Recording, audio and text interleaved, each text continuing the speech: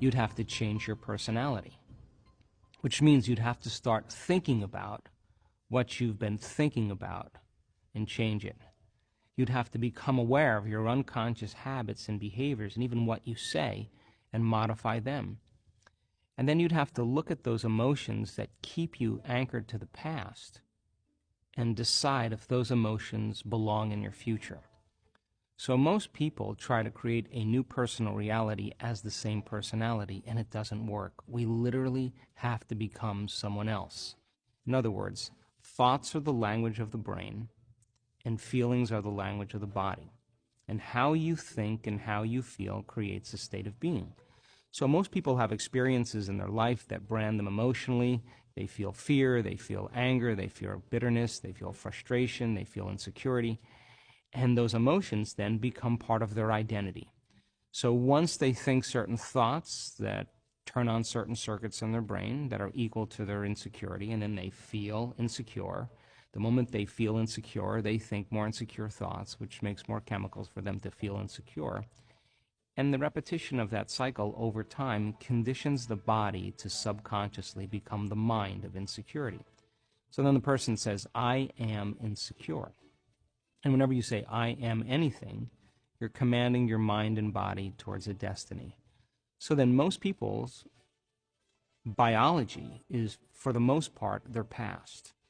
And so if you're not being defined by the vision of the future, some new possibility in your life, you're only left with the old circuitry in your brain and the old emotions of the past. So the question then is, can you believe in a future that you can't see or experience with your senses yet, but you've thought about enough times in your mind that your brain is literally changed to look like the experience has already occurred? Now, the latest research in neuroscience says you can change your brain just by thinking. So then, as you begin to think about a new possibility, and your brain begins to fire in new sequences and new patterns and new combinations, and you begin to plan your behaviors, and you begin to review in your mind, mentally rehearse who you're going to be in your life, the mere action of mental rehearsal begins to install the neurological circuits in your brain. Now your brain is no longer a record of the past. Now it's in fact a map to the future. And if you were then to begin to emotionally embrace your future before it's made manifest, in other words, you're not waiting for your healing to feel wholeness. You're not waiting for your new relationship to feel love.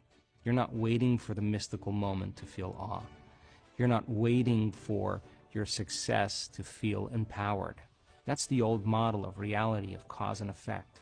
In other words, the materialist, the person who's waiting for their wealth to come to feel abundance, they're living by that model of cause and effect. But the quantum model is about causing an effect, which means you begin to experience your own worthiness and your abundance before it occurs. You have to feel wholeness in order for your healing to occur.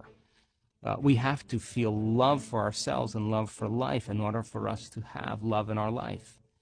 And so then to instruct people how to teach their body emotionally how that future could feel like before it's made manifest, if they do it properly, their body as the unconscious mind begins to believe it's living in that future reality in the present moment, and they're beginning to signal new genes in new ways that begins to change their body to look like the event has already occurred. So the process of change in the meditative model requires unlearning and relearning. It requires breaking the habit of the old self and reinventing a new self. What we say in neuroscience, pruning synaptic connections and sprouting new connections, unfiring and unwiring and refiring and rewiring. Unmemorizing emotions that are stored in the body and then reconditioning the body to a new mind and to a new emotion. No longer signaling the same genes in the same way, but signaling new genes in new ways. Beginning to pull your energy out of the past and beginning to invest your energy into the future.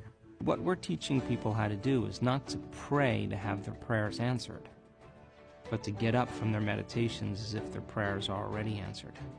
Because when they're combining that clear intention of their future with that elevated emotion, they're literally changing their energy. They're changing their brain chemistry. They're changing the way their brain works. They're changing their genetic expression. They're changing their chemistry. They're literally becoming somebody else. And over again, when people do this, it may take them months to turn their disease around. But over and over again, we've seen this. They come back to a certain level of awareness, and the disease is no longer there. And it's almost like the disease existed in the old personality. They're literally someone else. And we've seen it enough times now to know that people reach a certain point with themselves where they feel so whole. They feel so satisfied with who they are.